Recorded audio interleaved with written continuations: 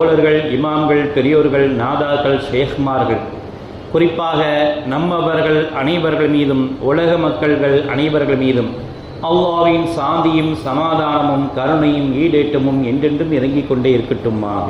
ஆமீன்.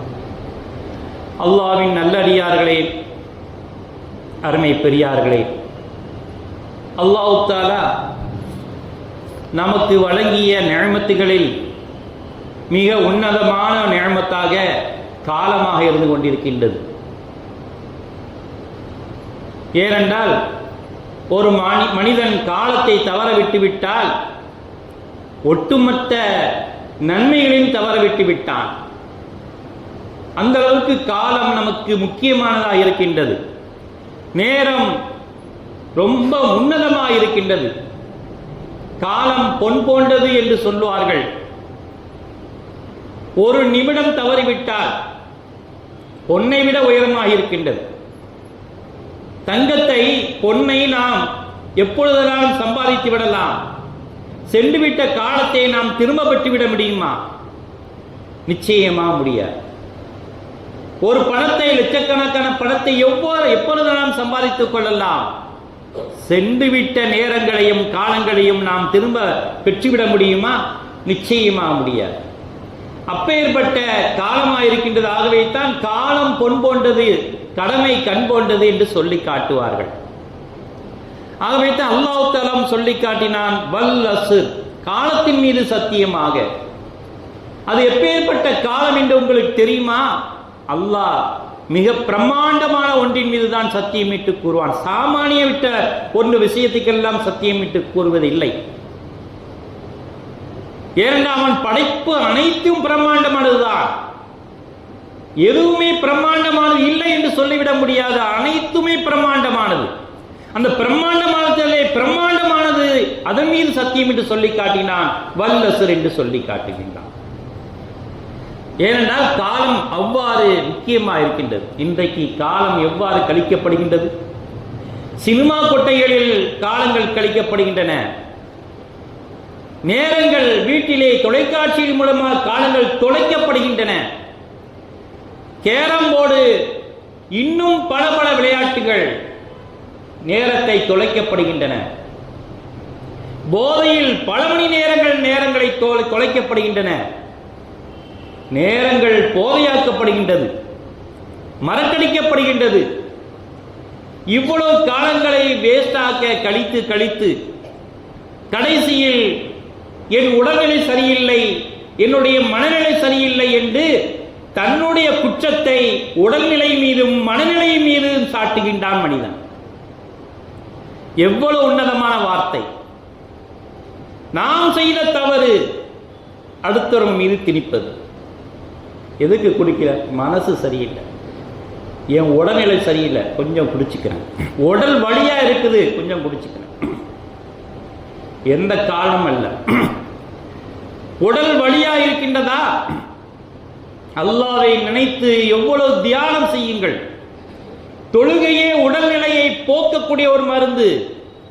உடல் வலியை போக்கக்கூடிய மருந்து தொழுகை. மனநிலையை போக்கக்கூடிய மருந்து திக்ரு. ஆத்மாவை உயிராக்கக்கூடிய மருந்து ஸலவாத்து. இப்படியாக நம்முடைய பழக்க வழக்கங்களை மாற்றிக்கொண்டால் நிச்சயமாக எதன் மீது எதை கொண்டும் காரணம் சாற்றிவிட முடியாது.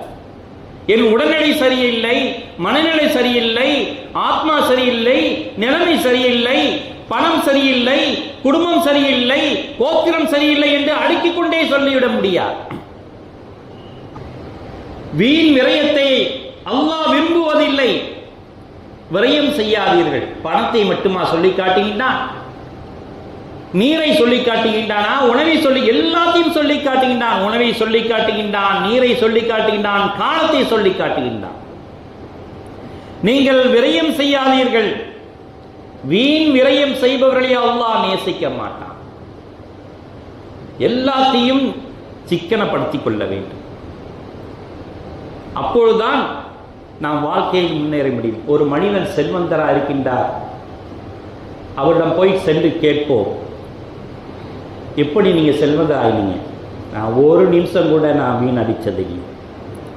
ஒரு நிமிடத்தை கூட நான் வீணடித்தவில்லை. உழைப்பு உழைப்பு உழைப்பு, வியாபாரம் வியாபாரம் வியாபாரம். இதுதான். உட்கார்ந்து 1 மணி நேரம் டிவி பார்த்தங்க, 1 மணி நேரம் கேம் விளையாண்டாங்க, 1 மணி நேரம் செல்போனை பார்த்தங்க, பெரிய பணக்காரன் ஆயிட்டேன் அப்படி யாருமே சொல்ல மாட்டாங்க. சினிமா கொட்டையிலிருந்து பல மணி நேரம் நின்று டிக்கெட் எடுத்து நான் சினிமா பார்த்தேன், நான் செல்வந்தராகிவிட்டேன். மறுமையிலே எனக்கு அல்லாஹ் தஆலா மிகப்பெரிய உன்னதமான வாழ்க்கையை கொடுத்து விட்டான் என்று யாருமே சொல்லிவிடவில்லை. ஆகவே தான் பெருமானார் ரசூலுல்லாஹி கரீம் ஸல்லல்லாஹு அலைஹி அவர்கள் ஒவ்வொரு நேரத்தையும் ஒவ்வொரு நிமிடத்தையும் உங்களிடம் விசாரிக்கப்படும் என்று சொல்லி காட்டினார். ஒவ்வொரு நிமிடமும் நமக்கு விசாரணைக்கு செய்யப்படும். ஒவ்வொரு சஹாபாக்களுடைய வாழ்க்கை வரலாறை நாம் பார்க்கும்போது ஹசன் பஸ்ரி ரஹ்மத்துல்லாஹி அவர்கள் சொல்லி காட்டினார்கள், நான் 120 சஹாபாக்களை ஆராய்ந்து பார்த்தேன், 120 நபி தோழர்களை நான் ஆராய்ந்து பார்த்தேன். அவரிடம் ஒவ்வொருவரிடம் நான் விசாரித்து செய்தேன். நீங்கள் நேரத்தை எவ்வாறு செலவழித்தீர்கள் என்று கேட்டேன். நாங்கள் திருகத்தை செலவழித்ததை விட நேரத்தை ரொம்ப கவனமாக செலவழிப்போம் என்று சொல்லி காட்டினார்கள்.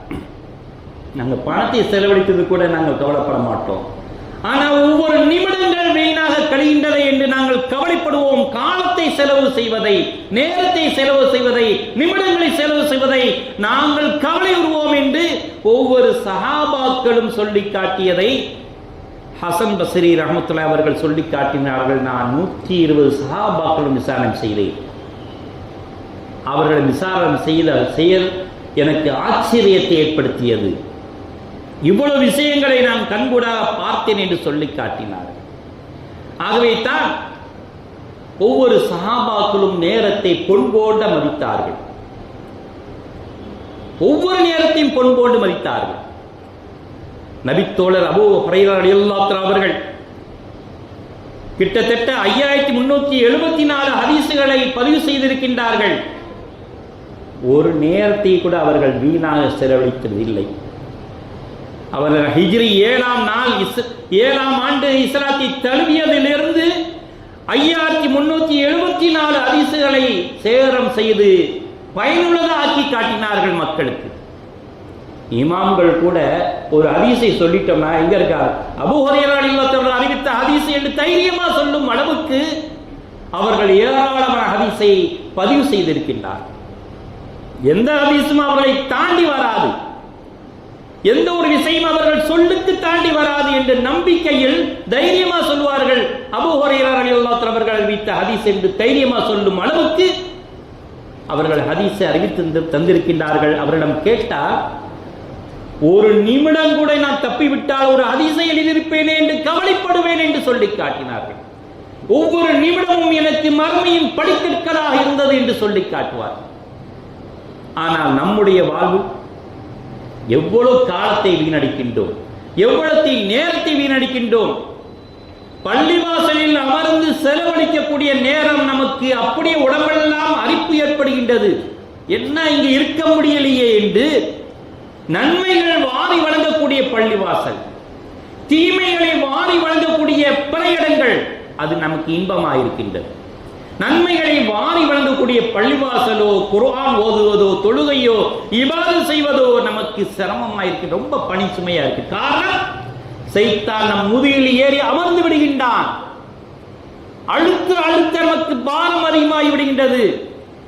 சைத்தானுடைய அழுத்தம் மன அழுத்தமாகி மாறி என்னத்த ஓதுறது, என்னத்த தொழுகிறது, எவ்வளவு உடம்பு சோம்பலை உருவாக்குகின்றது.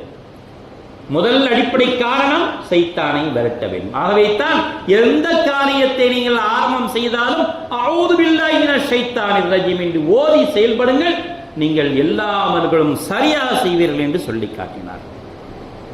ஆகவே தான் பெருமானார் ரசூலுல்லாஹி கரீம் ஸல்லல்லாஹு அலைஹி வஸல்லம் சொல்லி காட்டினார்கள், 2 நிஅமத்துகளை மனிதன் தவறவிட்டுக் கொண்டே இருக்கின்றான். பெரும்பான்மையான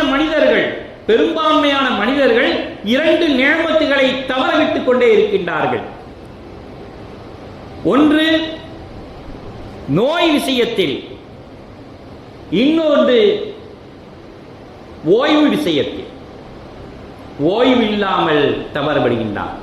முதுமை காலம் வரையில் அவன் கஷ்டப்பட்டுக் கொண்டிருக்கின்றான் என்று ஆரோக்கியத்தையும் ஓய்வையும் பெருமானார் ரசூலை கரீம் ஸல்லல்லாஹு அலைஹி வஸல்லம் ரெண்டு விஷயத்தை சொல்லிக்கிறார். ரெண்டு விஷயத்தை தவற அப்படிங்க.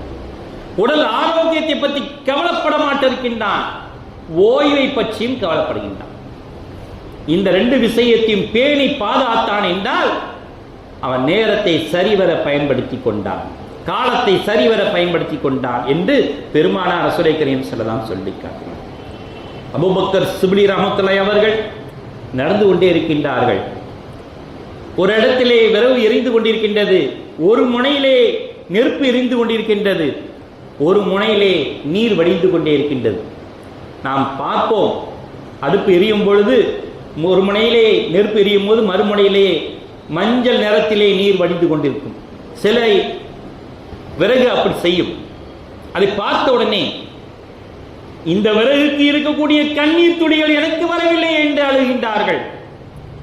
இந்த விறகு ஒரு பக்கம் எரிகின்றதே என்று வேதனை தாங்க முடியாமல் மறுபக்கம் கண்ணீர் வடித்துக் கொண்டிருக்கின்றதே என்று கண்கலங்குகின்றார்கள். நான் எவ்வளவு நேரத்தை வீணடித்து விட்டேன், எவ்வளவு காலத்தை வீணடித்து விட்டேன், அதை நினைத்து கண்ணீர் வடிக்காமல் துடிக்கின்றனே என்று அபூபக்கர் ஷிப்லி ரஹ்மத்துல்லாஹி அவர்கள் அழுகின்றார்கள் என்றால் எந்த அளவுக்கு அவர்கள் காலத்தையும் நேரத்தையும் பயன்படுத்தி இருக்கின்றார்கள் என்று சிந்தனை செய்து பார்க்கலாம். ஒரு மனிதர் கதவை தட்டுகின்றார். அபூபக்கர் ஷிப்லி ரஹ்மத்துல்லாஹி அவருடைய கதவை யார் தட்டுகின்றார்கள்? அவர் சொல்கின்றார்கள், இபாதத் செய்யக்கூடிய நேரத்தை வீணடித்து விடாதீர்கள், இறைவனோடு கழிக்கக்கூடிய நேரத்தை வீணடித்து விடாதீர்கள். பெருமானார் ரசூலை கரீம் ஸல்லல்லாஹு அலைஹி அவர்கள் கூட இருக்கின்ற உயிர் தோழர் அபூபக்கர் சித்திக் ரலியல்லாஹு தஆலா அவர்களே வந்து கதவை தட்டினாலும் நான் திறக்க மாட்டேன். என்னுடைய பொன்னான நேரத்தை இறைவனுக்காக செலவழிப்பேனே தவிர நான் திறக்க மாட்டேன் என்று சொல்கின்றார்கள் என்றால் எந்த அளவுக்கு அவர்கள் நேரத்தையும் காலத்தையும் பயன்படுத்தியிருக்கின்றார்கள் என்பதை நாம் சிந்தனை செய்து பார்க்க வேண்டும். இப்னு உமர் ரலியல்லாஹு தஆலா அவர்கள் குதிரையிலே வந்து கொண்டிருக்கின்ற நேரத்திலே ஒரு கபரை பார்க்கின்றார்கள். கபரை பார்த்த உடனே அப்படியே துடிதுடித்து போய் இறங்கி கொஞ்சம் தள்ளி இருந்து 2 ரக்காத்தை தொழுகின்றார்கள். மற்ற தோழர்கள் கேட்கின்றார்கள், இப்னு உமர் ரலியல்லாஹு தஆலா அவர்களே, ஏன் கபரை பார்த்து கொஞ்சம் தள்ளி இருந்து 2 ரக்காத் தொழுகின்றீர்கள் என்று கேட்கின்றார்கள். இப்னு உமர் ரலியல்லாஹு தஆலா சொன்னார்கள், இந்த இறந்து போய்விட்டாரே, காலங்கள் முடிந்து விட்டது, நன்மைகள் முடிந்து விட்டது, நற்செயல்கள் முடிந்து விட்டது, எல்லா காரியங்களும் முடிந்து விட்டது. அவரை பார்த்த உடனே எனக்கும் துடிப்பு வந்துவிட்டது. என்னுடைய காலங்கள் முடிந்து விட்டு விடுவதற்கு முன் எல்லா அமல்களும் செய்ய வேண்டுமே, எல்லா காரியங்களும் செய்ய வேண்டுமே என்று நான் நினைத்து அந்த கபரை பார்த்த உடனே 2 ரக்காத்தை நான் தொழுகின்றேன் என்று சொன்னார்கள் என்றால் எந்த அளவுக்கு காலத்தையும் நேரத்தையும் அவர்கள் பயன்படுத்தியிருக்கின்றார்கள் என்று நாம் சிந்தனை செய்து பார்க்க வேண்டும். ஹஸ்ஸாலி இமாம் அவர்கள் மனித செயல்களை 3 விஷயங்களை பற்றி சொல்லி காட்டினார்கள். ஒன்று நன்மை தரக்கூடிய செயல், இன்னொன்று தீமைக்குரிய செயல், இன்னொரு மனிதர் நன்மையும் செய்ய மாட்டார், தீமையும் செய்ய மாட்டார். அப்படிப்பட்டவர் இந்த 3 நபர்களிலே நன்மை தரக்கூடிய செயலை செய்யக்கூடியவர் தான் சிறந்தவர் என்று சொல்லி காட்டினார்கள். ஏனென்றால் நன்மை தரக்கூடியவர் அவரையும் அவர் பயன்படுத்திக் கொள்வார், பிறருக்கு கற்றுக் கொடுப்பார், ஒரு நேரத்தை கூட மிச்சப்பட மாட்டார். தன்னுடைய அமலுக்கு போக மிச்சம் இருந்த நேரத்தில் மற்றவருக்கு கற்றுக் கொடுத்தே கொண்டே இருப்பார். நமக்கு தெரிந்த அமல்கள், தெரிந்த செயல்பாடுகள், தெரிந்த தொழுகைகள், தெரிந்த கடமைகள் அனைத்தையும் மொழிந்து கொண்டே இருப்பார், கற்றுக்கொண்டு கொடுத்து கொண்டே இருப்பார். அவர்தான் சிறந்தவராக இருக்கின்றார். தீமைக்குரியவர் வாழ்நாள் முழுவதும் தீமை செய்து கொண்டே இருப்பார், தீமைக்கான நேரத்தை செலவழித்துக் கொண்டே இருப்பார். அவர் ஒருபொழுதும் நன்மையின் பக்கம் திரும்பிவிட மாட்டார் என்று சொல்லி காட்டி 3ஆம் நபர் நன்மையும் செய்ய மாட்டார், தீமையும் செய்ய மாட்டார், சோம்பல்காரர். நன்மையை தொழுவ போய் சொன்னா என்னத்த தொழுகிறது, என்னத்த சரி ஒரு சாராயம் முடிக்க வரியா, அதுக்கும் முடியாதுங்க, சோம்பல். தீமையும் செய்ய மாட்டார், நன்மையும் செய்ய மாட்டார், எல்லாத்துக்கும் சோம்பல். சும்மா உதாரணத்துக்கு சொல்லப்பட்டது. ஒரு பாவத்தின் பக்கம் திரும்புகின்றாயா, அதையும் செய்ய மாட்டேன், அது செய்யக்கூட எனக்கு நேரம் இல்லைப்பா, தூங்கணும், சோம்பி கிடப்பான்.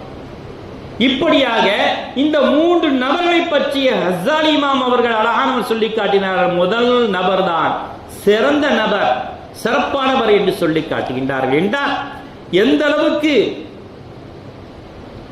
காலத்தையும் நேரத்தையும் பயன்படுத்திக் கொள்ள வேண்டும் என்று பெருமானார் ரசூலுல்லாஹி கரீம் ஸல்லல்லாஹு சொல்லி காட்டினார்கள் என்றால் நாம் எவ்வாறு பயன்படுத்தி கொண்டிருக்கின்றோம். நேரம் போகல, என்னப்பா செய்கிற, கேம் விளையாடிக்கிட்டு இருக்கேன், நெட்டில் பார்த்துக்கிட்டு இருக்கேன், டிவியை பார்த்துக்கிட்டு இருக்கேன், சினிமா போய்கிட்டு இருக்கேன், இப்படியா காலத்தை வீணடிக்கலாமா? அது பிரயோஜனமான வழிகள் என்ன? 5 நேரம் தொழுகைக்கு போவோம், திக்ர் செய்வோம், வியாபாரத்தை பற்றி நுணுக்கமாக ஆராய்வோம், எப்படி முன்னேறினாங்க பார்ப்போம். இதெல்லாம் பர்ல் ஆச்சே. வியாபாரம் செய்வது பர்லு, தொழில் செய்வது பர்லு, கடமைகள் செய்வது பர்லு, எல்லாமே பர்லு. அதெல்லாம் விட்டுட்டோம். ஆனால் விளையாடுவது பர்லா? கேரம் போர்டு சுண்டி விளையாடுவது இஸ்லாத்தில் தடை செய்யப்பட்ட ஒரு விளையாட்டு. விரலை வைத்து சுண்டி விளையாடாதீர்கள், சொல்லி தரக்கூடிய ஒரு விஷயம். உடலுக்கும் ஆரோக்கியம் இல்லை,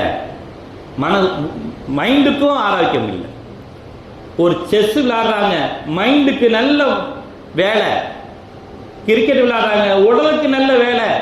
இந்த வேலைகளை நீங்கள் செய்யுங்கள். பெருமானார் ரசூலுல்லாஹி கரீம் ஸல்லல்லாஹு சொல்லி காட்டு. உடலுக்கு ஏதாவது தேவை, நேரத்தை எப்படி பார்க்கறது? என் உடலுக்காண்டி கொஞ்சம் விளையாடுறேன், என் உடலுக்காண்டி கொஞ்சம் நடைப்பயிற்சி செய்கிறேன், என் உடலுக்காக வேண்டி இந்தந்த உழைப்புகளை செய்கிறேன், அதெல்லாம் கூடும். மற்ற வீண் விளையாட்டுகள், கேம், செல்போனை வச்சு விளையாடுறது, அல்லது கேரம் போர்டு விளையாடுறது, சுண்டி விளையாடுறது, இதெல்லாம் உடலுக்கு தேவையா? மனதுக்கும் தேவையில்லாத, அறிவுக்கும் தேவையில்லாத வீண் விரயமான விளையாட்டுகளை விளையாடாதீர்கள் என்று பெருமானார் ரசூலுல்லாஹி ஸல்லல்லாஹு அலைஹி வஸல்லம் சொல்லி காட்டியிருக்கிறார். ஒரு சமயம் ஹலர் அப்துல்லா இப்னு அம்ர் ரலியல்லாஹு அன்ஹு அவர்களும் தன்னுடைய தாயாரும் தன் வீட்டில் கடந்த உடைஞ்ச இடங்கள் எல்லாம் பூசிக்கொண்டே இருக்கின்றாங்க. கூரை ஒழுகிட்டு இருக்கு, அதை பூசுறாங்க. எல்லாத்தையும் பூசிக்கொண்டிருக்கும் போது ரசூலுல்லாஹ் பார்க்குறாங்க. கண்மணி நாயகம் ரசூலுல்லாஹி ஸல்லல்லாஹு அலைஹி அவர்கள் கவனிக்கின்றார்கள். உடனே அப்துல்லா இப்னு அம்ர் ரலியல்லாஹு அன்ஹு அழைத்து, என்ன செஞ்சிட்டு இருக்கீங்க? வீடு கொஞ்சம் உடசலாக இருக்கு, செவரை கொஞ்சம் பூசிக்கிட்டு இருக்கோம், தேவையானது தான். ஆனால் மறுமைக்கு தேவையான விஷயங்களை பூசிக்கொண்டீர்களா? மறுமைக்கு தேவையான விஷயங்களை கட்டி கொண்டீர்களா? மறுமைக்கு தேவையான விஷயங்களை தயார்படுத்தினீர்களா? இம்மையை மட்டும் கவனிக்காதீர்கள் என்று பெருமானார் ரசூலுல்லாஹி கரீம் ஸல்லல்லாஹு அலைஹி வஸல்லம் எச்சரிக்கை செய்தார்கள். என்றால் பிரயோஜனமான விஷயத்தில் கூட கவனமாக செய்து கொள்ளுங்கள் என்று சொல்லி காட்டினார்கள். அபூதாவூதில் பதிவு செய்யப்பட்ட ஹதீஸாக இருந்து கொண்டிருக்கின்றது. ஏனென்றால் ஹசன் பஸ்ரி ரஹ்மத்துல்லாஹி அவர்கள் சொல்லி காட்டினார்கள், காரியங்கள் தள்ளி போவதை விட்டும் எச்சரிக்கை செய்கின்றேன். ஒவ்வொரு காரியங்களும் தள்ளி போவதை விட்டும் எச்சரிக்கை செய்கின்றேன். அது சோம்பலின் அடையாளம்.